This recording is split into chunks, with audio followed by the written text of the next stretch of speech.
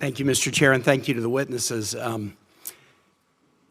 Houthi behavior is abhorrent, but I've got to admit, I have grave skepticism about what we are doing right now. I have grave skepticism about the legal authorities. I have grave skepticism about the absence of true shared responsibility with nations whose ships are being attacked by the Houthis. Why should the US and the UK be shouldering the burden of protecting other nations' ships? And I have serious skepticism about the effectiveness of this operation in terms of de-escalating either the attacks in the Red Sea.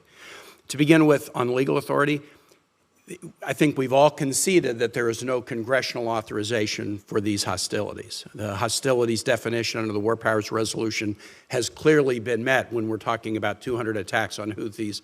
We're losing troops, they're losing civilian casualties and others. This is hostilities. There's no congressional authorization for them. To claim that this is covered by Article 2 self-defense, Article 2 self-defense means you can defend U.S. personnel, you can defend U.S. military assets, you probably can defend U.S. commercial ships. But the defense of other nations' commercial ships in no way, and it's not even close, that's not self-defense under Article 2 of the Constitution. And a president can't make it self-defense by calling another nation a partner. If you're defending the commercial ships of other nations, it is, in my view, laughable to call that self-defense. And so a narrow mission to defend U.S. shipping, both military and commercial, that is Article 2 self-defense. But broader efforts to defend commercial ships of other nations, while it might be strategically a good idea, there's no constitutional authorization that would allow a president to do that unilateral. And second, taking offensive actions and striking targets within Yemen to degrade Yemeni capacity, Houthi capacity, while again it might be strategically a smart thing to do, that's not self-defense under Article 2. And so I basically view this at the first level as a set of actions that might have a strategic value, although we've yet to see a strategy. Senator Young and Senator Murphy and I wrote a letter to the administration asking many of these questions on January 23rd, and we don't have a response.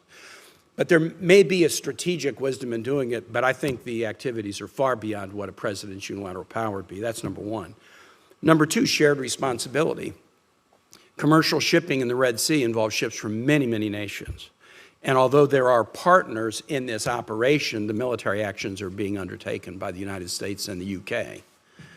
Why should the United States and UK be shouldering the burden of this?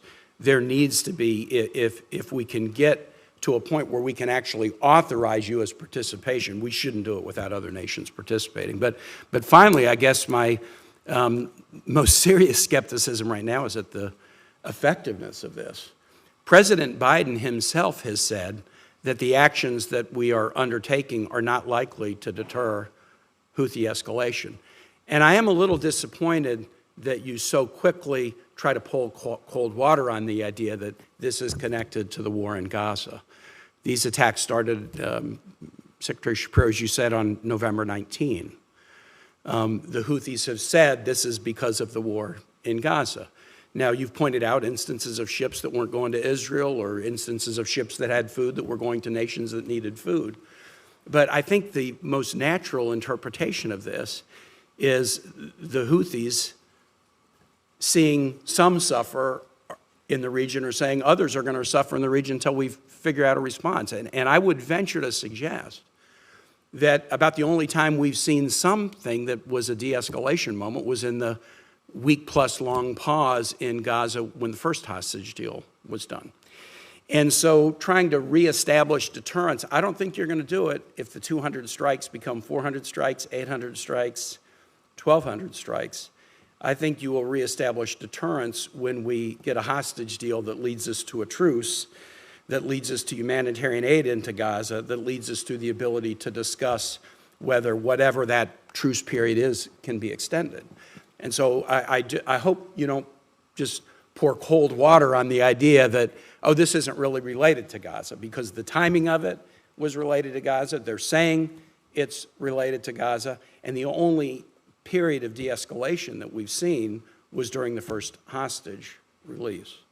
I'm going to continue to press on the legal authority questions, and I think many of us have these questions, and there's some difference of opinion, I think, on the committee about whether this U.S. strategy is going to involve de-escalation at all, or whether it's actually going to foment more regional conflict.